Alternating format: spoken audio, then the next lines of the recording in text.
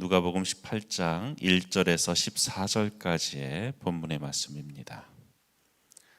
마지막 시대에 어울리는 기도라는 제목의 말씀으로 함께 나누겠습니다. 근대 이후의 인류는 자기 발견의 시대를 살아왔습니다. 인간은 더 이상 외부의 권위나 초월적 존재를 의지하지 않고 자신의 이성과 능력, 또 자신을 의지함을 통해서 모든 것을 극복할 수 있다고 믿어왔습니다.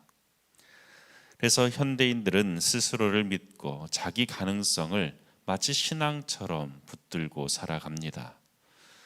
그러나 성경은 여전히 우리에게 다른 길을 말씀합니다. 자신의 한계를 인정하고 위로부터 오는 그 은혜를 구하며 사는 겸손한 사람이 되라고 우리에게 말씀합니다. 오늘 예수님께서 말씀하시는 이 비유는 바로 그러한 시대의 사람들을 향한 경고와 초청의 말씀입니다. 믿음이 식어져가는 이 시대에, 자기 의가 높아지는 이 시대에, 기도가 사라지는 이 시대 가운데 과연 우리는 어떠한 기도를 드려야 하는가? 오늘 말씀을 통해서 하나님께서 진정 이 마지막 때에 바라시는 기도의 모습이 무엇인지를 함께 나누기 원합니다. 첫째로, 낙심하지 않고 끝까지 믿음으로 기도해야 합니다. 예수님은 항상 기도하고 낙심하지 말아야 할 것을 당부하시면서 한 비유를 말씀하십니다. 어떤 도시에 하나님을 두려워하지 않고 사람을 무시하는 재판장이 있었습니다.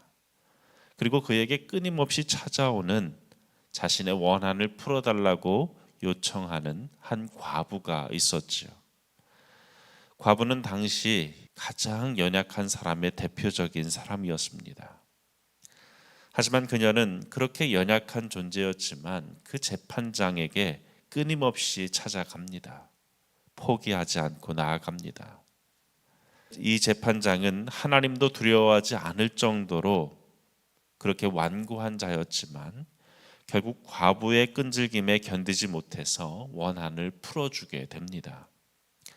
예수님 말씀하십니다. 7절에 하물며 하나님께서 그 밤낮 부르짖는 택하신 자들의 원한을 풀어주지 아니하시겠느냐? 그들에게 오래 참으시겠느냐? 내가 너희에게 이르노니 속히 그 원한을 풀어주시리라. 여기서 중요한 사실은 무엇입니까? 하나님은 불의한 재판장이 아니시라는 것입니다. 그와 다르다는 것이죠.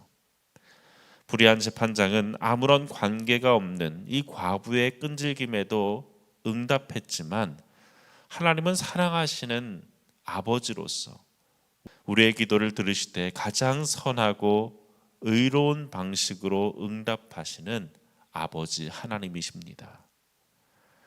그런데 예수님은 마지막에 한 가지 두려운 질문을 우리에게 던지십니다. 8절에 그러나 인자가 올 때에 세상에서 믿음을 보겠느냐. 이 말씀은 마지막 때가 이르면 이를수록 믿음으로 나아가는 자를 찾기가 어렵다는 말씀입니다. 여러분, 기도는 믿음의 온도를 드러내는 영적 온도계와 같습니다. 하나님이 응답하지 않는 것처럼 느껴질 때, 현실이 억울함으로 짙어질 때 사람들은 낙심하고 포기하기 쉽습니다. 그러나 오늘 이 과부의 기도는 우리에게 이렇게 가르칩니다. 하나님은 결코 침묵하지 않으신다. 하나님께서는 늦으시는 것 같지만 가장 정확한 때에 가장 온전하신 방법으로 우리의 기도를 들으신다. 과부의 끈질긴 간구처럼 믿음의 기도란 기다림이고 신뢰입니다.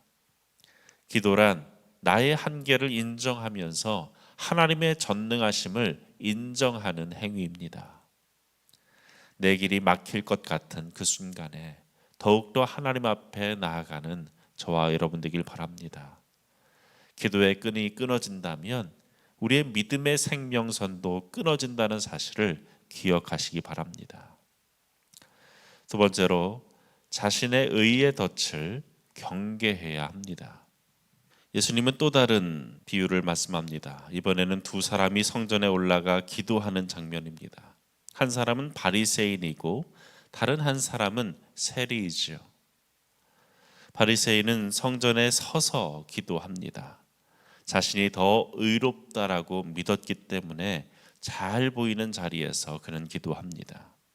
11절에 바리새인은 서서 따로 기도하여 이르되 하나님이여 나는 다른 사람들 곧 토색 불의 간음하는 자들과 같지 아니하고 이 세리와도 같지 아니함을 감사하나이다. 나는 일해에 2번씩 금식하고 또 소득의 11조를 드리나이다. 그는 자신이 드린 그 물질과 또 자신의 의로움에 대해서 말하지만 그 기도의 중심에는 하나님이 없습니다. 오직 자기 자신만 있지요. 그에게는 하나님은 감사의 대상이 아니라 하나의 청중일 뿐입니다. 신앙이 오래될수록 우리 안에 형식화된 경건의 위험이 커질 수밖에 없습니다. 신앙의 연륜이란 깊어질수록 겸손해져야 하지만 어느새 우리는 자신의 영적인 자산을 자랑하기 시작합니다. 그러할 때 우리의 기도는 더 이상 하나님을 높이지 않게 되어지지요. 오히려 자신의 의로움을 드러내는 무대로 사용하기 마련입니다. 사랑하는 여러분, 하나님께서 내 삶의 중심에서 밀려나면 기도는 아무리 길고 유창할지라도 공허한 독백이 될 수밖에 없습니다. 마지막 시대에 하나님 앞에 인정받는 사람은 자기 의를 드러내는 사람이 아니라 자기 성공을 나타내는 사람이 아니라 오직 하나님을 겸손히 붙드는 사람임을 기억하시기 바랍니다. 마지막으로 회개의 자리에서 은혜를 붙들어야 합니다. 이제 또 한 사람 세리가 등장합니다. 그는 멀찍이 서서 감히 눈을 들어 하늘을 바라보지 못했습니다. 오직 가슴을 치면서 이렇게 기도하죠. 하나님, 나를 불쌍히 여겨 주옵소서. 나는 죄인입니다. 그의 기도에는 어떤 화려한 수사도 없고 어떠한 자신에 대한 자랑도 없습니다.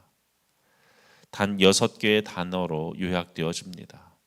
그러나 그 짧은 기도가 하나님의 마음을 움직입니다. 왜입니까? 먼저 그는 자신의 죄를 인정했습니다. 자기 자신이 하나님 앞에서 얼마나 부족한 자인지를 인정한 것이죠. 하나님이 아니면 자신이 용서받을 길이 없음을 그는 알았습니다. 또한 자신의 행위를 기억하지 않았습니다. 대신 하나님께서 하실 수 있는 일을 그는 떠올렸습니다. 예수님 말씀하십니다. 14절에 내가 너희에게 이르노니 이에 저 바리새인이 아니고 이 사람이 의롭다 하심을 받고 그의 집으로 내려갔느니라. 여러분, 하나님은 높이는 자를 낮추시고 낮추는 자를 높이시는 분이십니다. 세리는 고개를 들 수 없었지만 하나님은 정작 그를 높이셨습니다. 바리새인은 스스로를 높였지만 하나님은 그를 인정하지 않으셨습니다. 여러분, 우리의 기도는 어떻습니까? 혹 세상에서 인정받는 나 자신을 드러내는 그러한 모습이 되지는 않습니까? 아니면 그렇게 되어지기를 바라는 기도만 하나님 앞에 드리지 않습니까? 우리가 정말로 기억해야 할 것은 내가 얼마나 인정받는 자가 되어지는가, 내가 하나님 앞에 얼마나 많은 것을 이룬 자인가, 그것이 아니라 하나님 앞에 겸손한 자인가, 하나님 앞에 엎드리는 자인가, 나를 낮추는 자, 그것이 기도하는 자의 자세입니다. 하나님은 오늘도 우리에게 말씀하십니다. 시편 51편 17절에 하나님이여 상하고 통회하는 마음을 주께서 멸시하지 아니하시리이다. 하나님은 상하고 통회하는 마음을 기억하신다고, 멸시하지 않고 받아주신다라고 말씀합니다. 사랑하는 여러분, 마지막 시대의 기도는 겸손의 기도입니다. 불의한 세상 속에서도 하나님 앞에 끈질기게 멈추지 않고 기도하는 것입니다. 나의 의의를 내려놓고 은혜를 붙드는 단순한 믿음으로 나아가야 합니다. 그것이 바로 하나님이 찾으시는 이 마지막 때에 바라시는 믿음입니다. 나 자신에 대한 확신을 내려놓고 하나님께 대한 확신으로 나아가는 우리의 기도가 되기를 주의 이름으로 간절히 축원합니다. 기도하겠습니다. 아버지 하나님, 낙심하지 않고 기도했던 그 과부처럼 믿음으로 끝까지 주님을 신뢰하게 하여 주옵소서. 겸손히 회개한 세리의 기도를 배우게 하여 주옵소서. 기도가 멈춰진 이 시대 가운데 여전히 주께 부르짖는 믿음의 사람으로 서게 하여 주옵소서.